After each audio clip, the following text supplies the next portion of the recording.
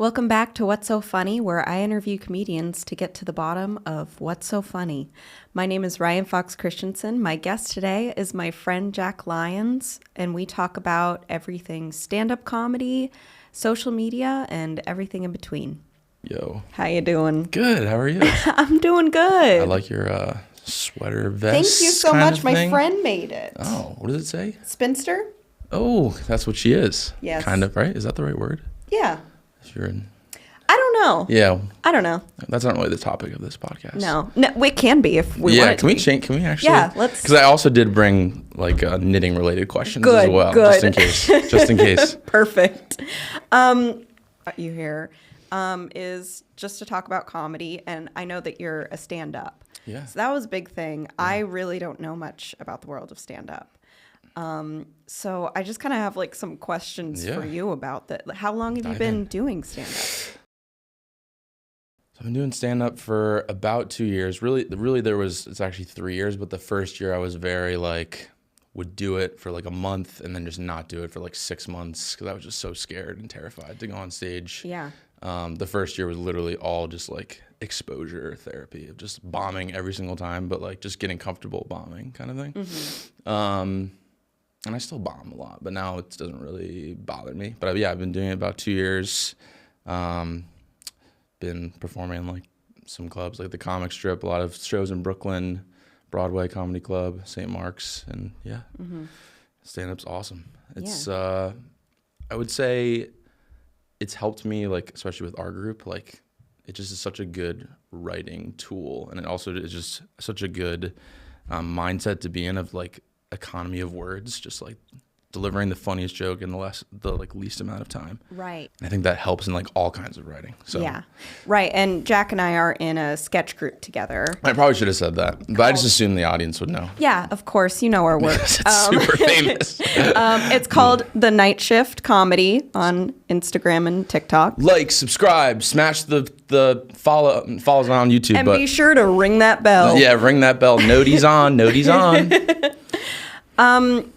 Another thing that you do is you also do sketches with our friend David.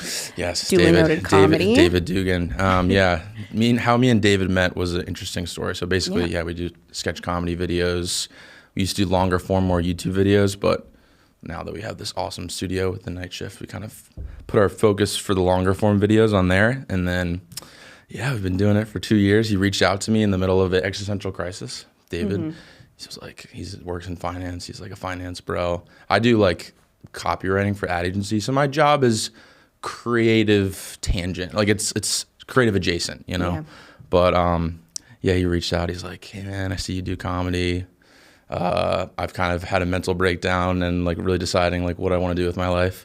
He's like, dude, you want to like make some videos together? So then we just met in a coffee shop.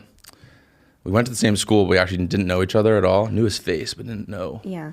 For those that know David. That's crazy. I thought you guys always were just friends in college. No, we just click. It feels like we've known each other for lifetimes. Yeah. Even before this one. But David's great. We've been making videos for a couple of years, and kind of within the last like 3 months, things have actually started to take off a little bit. So we'll see where it goes. It's exciting. What are kind of big differences that you notice between like doing stand-up, which is very live format, and then doing like TikToks or sketch?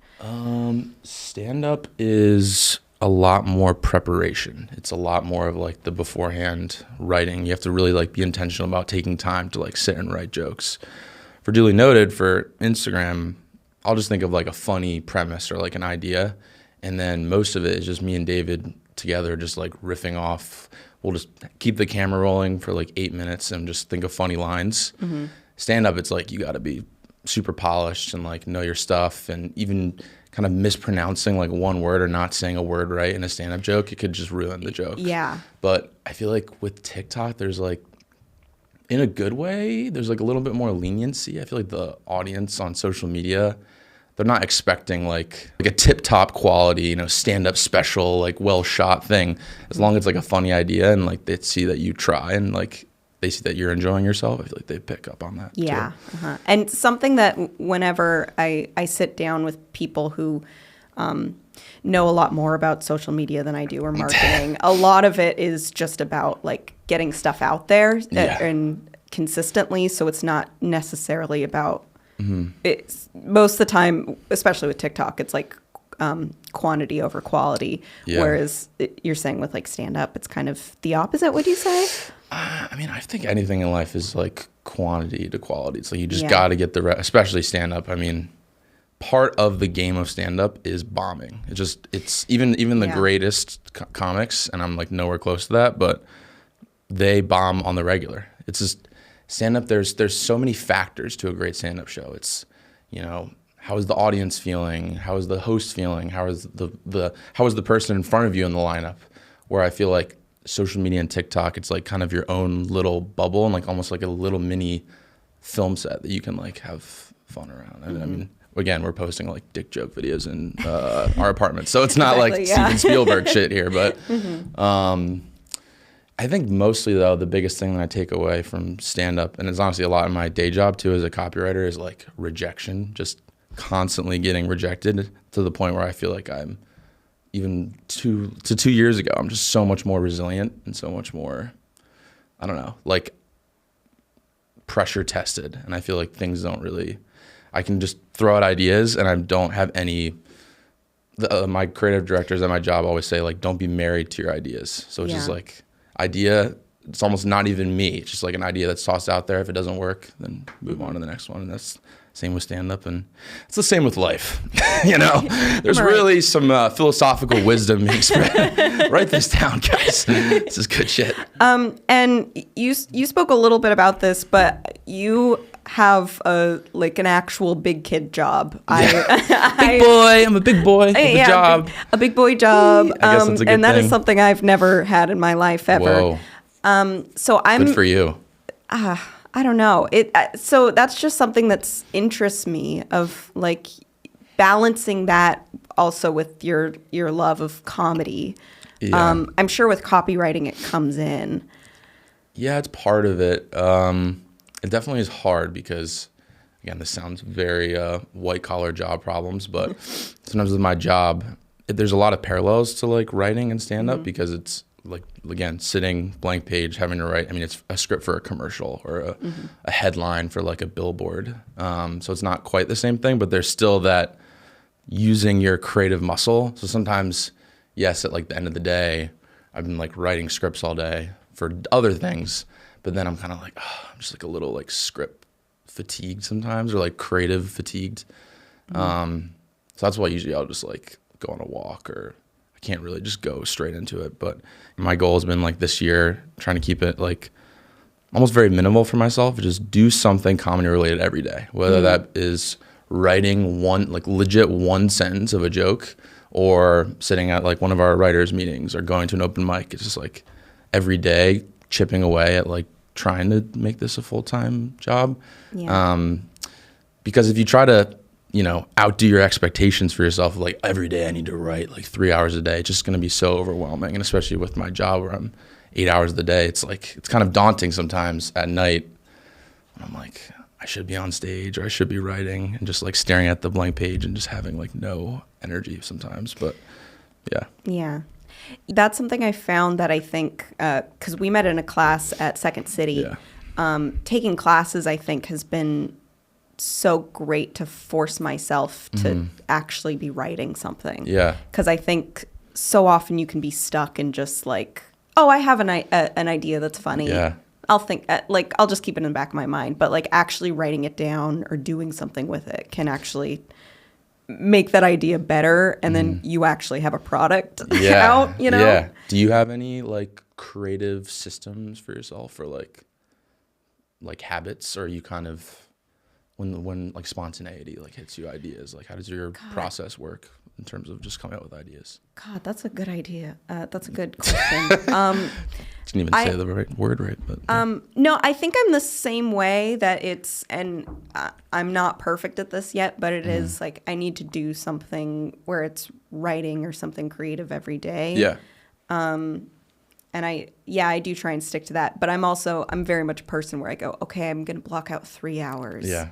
And then I just am staring at a paper for a while. Yeah. So I think I heard a quote once, I think it was by Seth Rogen, where he said 100 mediocre ideas is better than no ideas.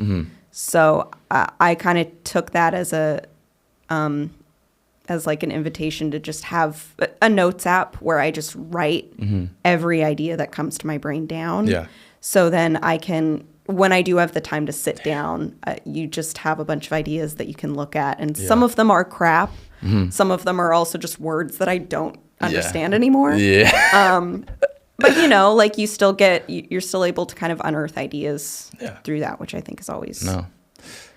That's actually a really good quote. I wouldn't expect that from Seth Rogen. I know. I mean, I love Seth Rogen, but he smokes weed like every day. I feel like he can't really process thoughts that well. But he also had, I mean, now I'm shitting on him, but he had another good quote too, where it was like about like, it's very cheesy, but he talks about like, if you don't quit, then you won't fail or something. And it was it's very plain spoken, but I just thought it was super powerful of like, especially for me, sometimes I get comparison, especially on social media, like comparison with other comedians that I think are either at the same level doing better than me, or even people that are way better than me. I'm like comparing myself to for no reason, because that's just what our minds tend to do.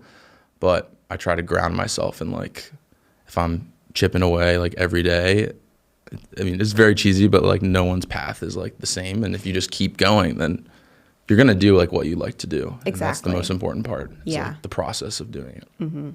Yeah. I think sometimes I get and I've heard a lot of people say this, I kind of get overwhelmed with the idea that like there's no new ideas. And then I kind of go, well, then what's the point? But then you get a little nihilistic with it. Yeah. And then I think once you kind of break out of that and you're just like, well, everyone's still trying and everyone's still, I still have a different perspective than everyone else. Yeah.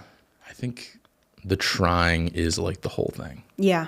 Like, not to get like too philosophical, but I'm like really into like, I don't know, just like spirituality, and read a lot of books about like creativity and stuff like that. And a lot of good texts just talk about like, the phrase is like chop wood, carry water. And it's like all you can control is like what you can control. And that's doing the work and having fun with your friends, writing stuff. And like, if you're feeling that, then that's the whole thing. Yeah. And you're already feeling what it's like to be like successful. Like the greats are in a much larger scale, but like making awesome stuff with their best friends.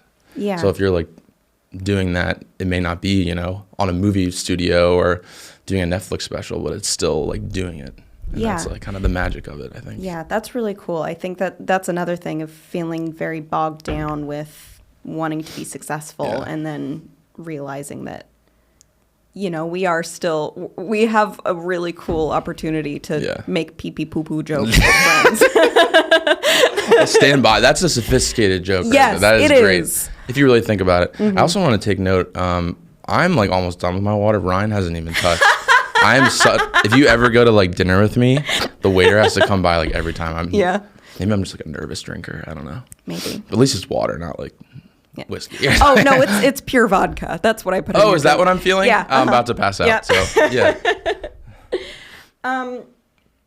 You've kind of touched on this, but what is something unexpected that you've learned from stand-up? I didn't underestimate how hard it would be, but man, like it is just brutal. Like, but in the best, most humbling, most like feeling alive kind of way. Like, there's the shame you feel after like bombing like a mic or something, especially in the beginning. You just feel like you just sit in that for like days, or like I would, at least I would sit in that and be like, what am I doing? It's like, yeah, I think stand up, if anything, it's like just you on the stage being totally yourself. It has to be stuff that you think is funny, which is such a vulnerable thing of like, here's my sense of humor. Yeah. Like, I hope you like it. It's like when you're at a party and you like crack a joke to someone and they're like, and it feels like a little knife like in your heart a little bit. It's like that, but it's a million knives. Yeah. And it's like, especially because you're going up and like, I'm trying this, like I'm pursuing this. But I think also too, you hear it all the time in like business, but I guess in just every field. And it's, again, another cheesy quote from me, but your network, like how much really comics love, like it's like I was saying, it's like you want to be funny with your friends, so like they're gonna put their friends on or people that they know or seen at mics, or it's so much of a community thing. And if you really have to tap into that to start getting any traction, because especially in New York, it's amazing. It's like the mecca of stand-up and maybe of comedy, but because there's so many people, you really have to find people that like will have your back and like will be good people to like put on a show, or like if you need a host at the last minute, you have like a roster of like 5 people that you can bring on. They put you on their shows and you meet other people. So I didn't realize how much of it is like meeting others. It feels, because you're on the stage by yourself, like a very individualistic thing, but your network's your net worth, baby. Put that in LinkedIn. No, that's great to hear, because I think of stand-up as being a very solitary activity. Yeah. Yeah, but I've been going to stand-up events and just as an audience member, and it is really cool to kind of afterwards see everyone just kind of chatting to each other. Like Ryan herself, she actually went to one of my shows where I bombed really bad, so she can affirm the just the general shame. It just fills the room. No. It's infectious. The shame's infectious. I did want to say but I will say, and then this is not just for them, like the next show that we had, you should have went to that one, because that was awesome. It's like, it's so funny when stand-up is not working. It's just like so bad to watch, but when it's working, it's like the best to watch. Like, especially just like everyone in the room, good vibes. It's like it's like, you know, just like sitting around, like talking to your friends, like laughing. Like that's what it feels like. But when it's not that, it's not that kind of thing. Sometimes it almost feels like a gambling addiction of either seeing comedy or performing comedy, where you're just waiting for that next like high of everyone laughing together. Right. And it is like, maybe you do, like you end up going to a show or you perform and you completely bomb, but then you're like, I want to keep going because I want that feeling again of everyone laughing. Yeah, no, like our show, Cold Beer Comedy in Bushwick at KCBC, stand-up show every other Wednesday. Great comics. Yeah, I wanted to say that's such a cool thing that you do, like every other week. I love doing that too, like not even performing, but also like producing a show. I produced it with a great guy, Gavin Rogers. He's the one who really started it and kind of like added me on. But it's been so much fun because it's like even using some of like my marketing, like making posters and like kind of making like a little brand, making videos and stuff like that. And just like putting on a show is also very cool and fun, and like interacting with the comics. And you know, we're able to get like awesome lineups. Like our last lineup, we had someone who wrote for Colbert and went on tour with David Cross. Like one person was like an opener for David Cross, who's an awesome comedian. And they're coming to like our small Brooklyn show. So like the fact that they come and I learned like so much from them, I love that part too. But my original point before I started yapping was like the show last week, it went awesome.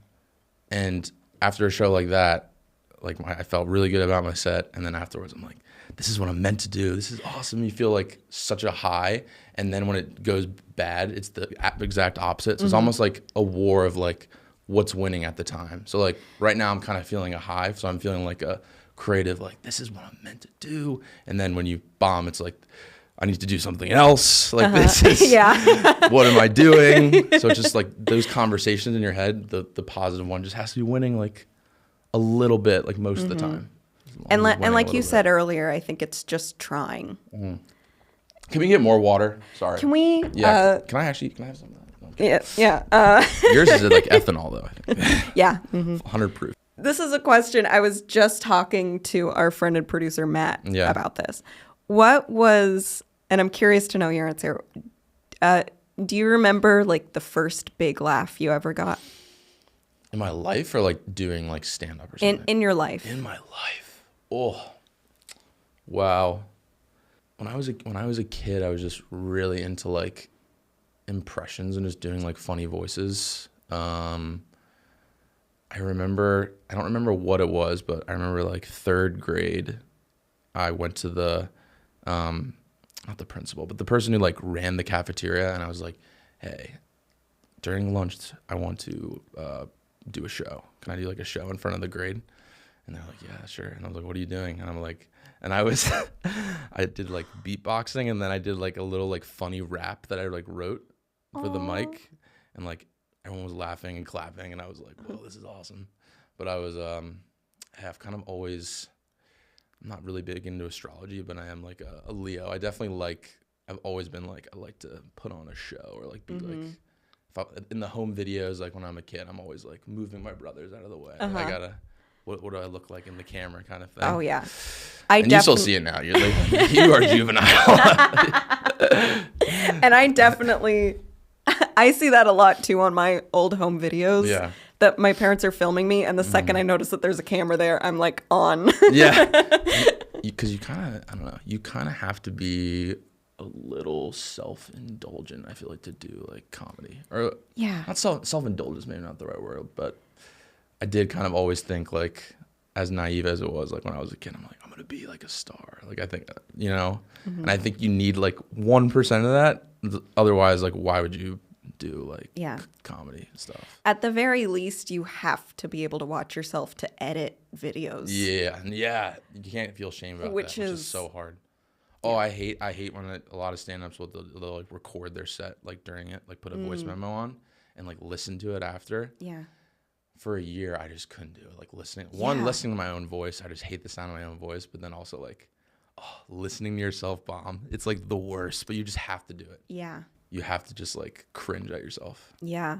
Yeah. I grew up in theater, and that for me was very like, once you do it, it's done. It's in the past now. And so now kind of getting into the world of doing film stuff, it is kind of weird to like edit things to change, like maybe just like put things in a different order because it's a better order or whatever, like just changing it or cutting out jokes that might not work. And it feels so bizarre to just watch yourself and make those edits while you're staring at it. Yeah. And also being like I was saying earlier, like not remembering that it's you in this. And it's more like we're trying to make a good sketch. It's not about you. This could be like a random person in this, but it's hard, obviously, to do that. Yeah. And on the flip side, I have found myself rewatching some videos that I just genuinely enjoy. Yeah. And I'm like, oh, I never thought I'd get to this point where I am I'm just watching this video because I think it's funny. Yeah. And then I go, videos? It's me. Yeah. And that's all you watch, right? You don't even go on Instagram. You just are kind of it's always only watching. In my downloaded files that I'm watching. People say doom scrolling. I'm actually just doom scrolling my own personal reel. Content. Yeah. I do conspiracy videos. I do all of the Yeah. That's amazing. That's good for you.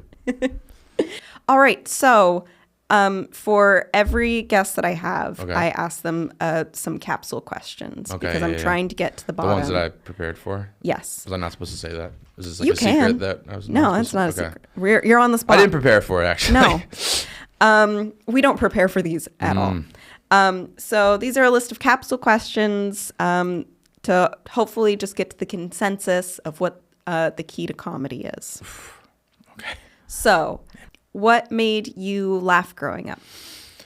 Okay, so I kind of nerded out with this question. Please. I put a lot of, and some of them are weird. Some of them are like videos. Some of them are stand-up. Some of them are just things. Number one, and I feel like this is just, it's going to sound dumb, but it's got to be fart jokes. Yeah. Like when you're in first grade and someone like farts in your class, it's like the funniest thing ever. And like, it still is kind of funny. Yeah. It's like the only thing, it's the only joke that's really, for most of the population, stood the test of time. Yeah. You know what I mean? Like you even just said earlier, let's clip it. Pee pee poo poo. Pee pee poo poo. Like it works, right? I still remember the kid who taught me how to arm fart in second grade. His name was Lucas. Shout out to Lucas. Look what you've built, Lucas. Then I have Weird Al Yankovic. Yes. So like Eat It, Stuck in the Drive-Thru, which is an animated one. Yeah. It's a very niche one, but it's so funny. I just as you could tell from the story I said about the funny rap, I liked like musical comedy when I was a kid, like funny parody songs and stuff. And Weird Al was like the best for that. He's the king of it. Key and Peele, obviously. I mean, I have to go to Kroll Show. I liked Nick Kroll Show. There's this show called Zeke and Luther on Disney XD. Oh my goodness, yes. It was like these two skateboarders. One of them was Adam Hicks, who's in I think he's in prison now. But he's hilarious. Luther of Zeke and Luther. He was in Lemonade Mouth in another Disney Channel original movie. But Zeke and Luther, I watched with my dad, and like me and my dad would just like laugh. And he's like a 40-year-old man. It's like a kid show, but like we would always laugh and like quote it, and like we have a million quotes that we still say. Prime John Mulaney, like New Kid in Town. I remember like watching those when I was like in middle school, like 2012. It's like an awesome special. Dave Chappelle. Superbad, Conan. Conan's like my favorite comedian ever. He's like so funny. His like remote segments were awesome. I'm going off script here a little bit. Do you have a certain like stand-up comedian who's like your kind of the GOAT? GOAT? Like inspiration, no. I'd say, for what you're doing. Me in 10 years. No. Jesus. Okay, like Matthew McConaughey. Yeah. I got something I look forward to or something. Whatever it goes. What I really like is Mike Birbiglia. He has I don't even like love his stand-up. Some stand-ups I can watch and it's not like my cup of tea, but I still like love watching them. Just like, I'm not even like cracking up or anything. It just, for some reason, I just like Sebastian Maniscalco is another one where it's like his physical comedy, and same with Mike. His writing is so good, so I always love watching him. And then he has a podcast called Working It Out, which is an awesome podcast, and he brings comedians on and they like work out bits together. But he's very funny, but also his podcast is kind of serious, and he talks about like philosophy and like comedy philosophy and like the meat and bones of a joke, and he gets like really granular with it. So some parts is like not even that funny, but I just like love that he's like obsessed about it. Yeah, there's always, I think, as comedians, there's always like a joy of kind of taking apart a joke and figuring out why it's funny. Yeah, his like podcast studio is his office, and it's just covered with note cards, and that's like how he writes his jokes. So he'll like write the premise on one side and then like flesh out the joke on the other side. And I went to the Comedy Cellar, and he came to the Comedy Cellar, and he just like has this stack of like the cards, and they're like different colors, and just like his mind works so interestingly, and he just goes up and he reads both sides. Some of them you can tell he's like memorized more. Some you can tell he like probably just wrote it that day. Yeah. But I just think it's so cool, like, to see the process of that and like learn about like how it just takes to make an amazing joke, especially stand up. It takes like years, just working, having faith that a bit is good, which I just respect so much. Yeah. I feel like if I don't get a laugh on something, I'm like, oh, whatever. Yeah, that is something where this is kind of a profession where you just need to be doing it poorly or at a low level for it like several years in order to get to do it well. Whereas, other jobs, it's like a month of training. Yeah. I hate to do like a sports analogy, but it's almost like baseball. Baseball, they only hit 3 out of 10 times, and even the best stand-ups like probably 1 in every 5 times don't like do well, because it's just being funny is so it's such like a hard thing to capture, and it's very kind of spontaneous and hard to like figure out. You can kind of predict it, but you can't always predict it. Yeah, it's not like 100% like foolproof. Yeah, that's kind of why I wanted to make this podcast, is I love talking to different comedians about like what makes them tick, what they think is funny, because I think it's different for everyone. The process is different. I just think that's so fun to hear about. What is something that's making you laugh right now? So I watched this weird show. It's called The Smiling Friends. It's a weird animated, kind of like a stoner show that like makes no sense. I watched it with my roommates my roommates are like my favorite people to like laugh with. We just laugh. We just start laughing, and it's like it feels like when you're at a sleepover in like 6th grade. It's just the great vibes. Yeah, just weird show. Check it out if you're.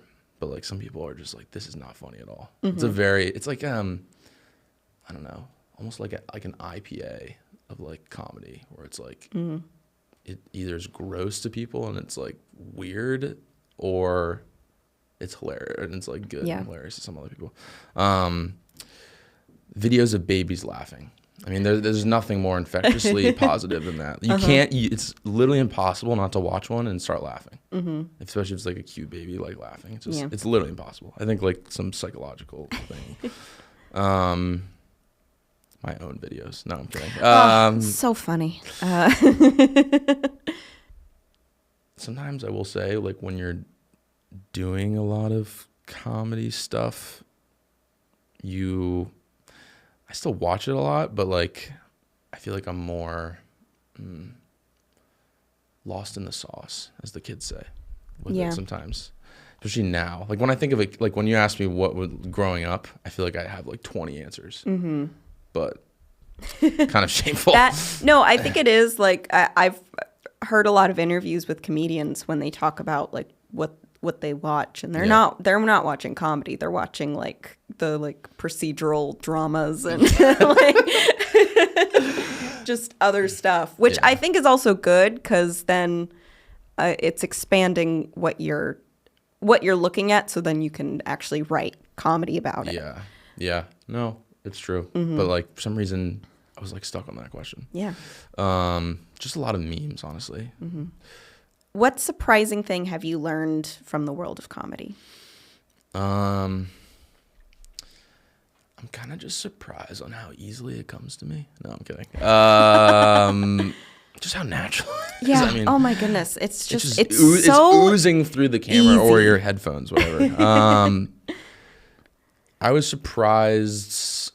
I mean, New York is a massive city, and like moving here, I was surprised at how there's still a lot of comics, but like I said, it's like a very smaller network than I thought. There's like 8 billion, 8 million, I don't even know, people that live here. So it's just like, I would say 8 billion. I think it's 8 billion. Yeah. No, 9. No, 8 billion. Okay. Somewhere between. Okay. 8.5. We'll just call it. It's a wash. Yeah. But of those 9 billion people, I thought that, like, I didn't know that there would be such kind of a smaller group of like comedians that really know each other. I feel like I thought it was going to be, and it is a total jungle, but like there's some like little kind of cliques forming, you know? Yeah. I didn't think it would be as like interconnected. Like even like us, like through a Reddit post, we joined the night. That's how like the night shift was started. People know this. Matt, the producer and like founder of it, he owns a podcast studio, and he invited us through a Reddit post, which David just happened to see. And we came here, and like both of us were in like a pilot. We've like met Mark Norman, who's like one of the biggest comedians in the world, or at least like waved to him awkwardly as he went to the bathroom. But just even thinking that I would be anywhere close to those circles. So I think that also speaks to like how it's like a random Reddit post, and it's like just kind of randomly works out, and you can find those communities. Yeah. Sometimes it is just like looking out and going to an event or something and finding people through that, because it is like it is again overwhelming, and then once you just kind of go to a class or you go to a group thing that you see online safely. Very safely. Maybe not from like Craigslist or something. No, I wouldn't. Those are probably scams. But probably besides scams. But that's a good word for New York, I feel like, is overwhelming. It's like a city of overwhelm. But it can be overwhelmingly awesome sometimes. But sometimes it's like, it's a lot. But it's as cheesy as it is, it really, and that might be the word of the podcast. I think I've said cheesy like 10 times. But that's just who I am. We like cheese here. I'm not going to shy away from it. But I think it does like make you better, because everyone around here is so like going. And like I said, sometimes comparison, a little bit of it, makes you better. When it gets like to an unhealthy bevel, then it's not great. But I don't think I would be as prolific. Well, maybe that's not the right word, but just doing as much comedy if I didn't live here, because I'm just surrounded by it. Yeah. Did you move to New York for comedy? No, so I do like my day job. Like I actually really enjoy it. It's a very fun job. It's very fulfilling. Because again, it's like being creative. It's just more like in a businessy sense, which I don't know, 5% of me finds interesting. I mean, this is what I want to do. But I moved here for that, and then also to like pursue comedy as well.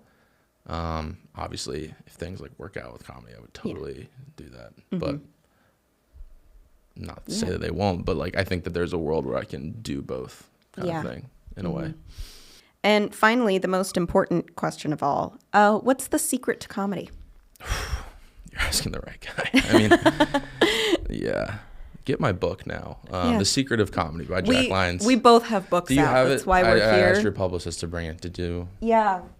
It's not here. It's not fucking here. No, it got lost in the mail, I guess. Yeah, but just imagine the cover looks great. Incredible. The photographer did a great job. No, but my secret is, I thought like doing, I don't know, maybe this is more of like a life lesson, but like at least the secret for me was, or getting better at it. I have not figured out the secret. I thought I would have to be more to be funny, and this sounds very basic, but I feel like it's actually about being less, or maybe being truer to yourself. And I feel like a lot of when you start out, and I'm still very much starting out, but what I'm learning every day is that being your most authentic, funny self is the most important thing. Being your most authentic self, not putting on like a big show or trying to like do too much. If it doesn't feel like you, the audience, whether it's through a video or stand up, is not gonna connect with it like at all. Yeah. So it's not about like hamming it up. It's actually about like what is my fear like putting on, or like what kind of like masks am I putting on that I need to actually get rid of to get to like what actually makes me laugh and what makes me funny, kind of thing. Yeah. So that's a secret. I hope you had a pen and paper. Did you want to write that? Yeah. It's too late. But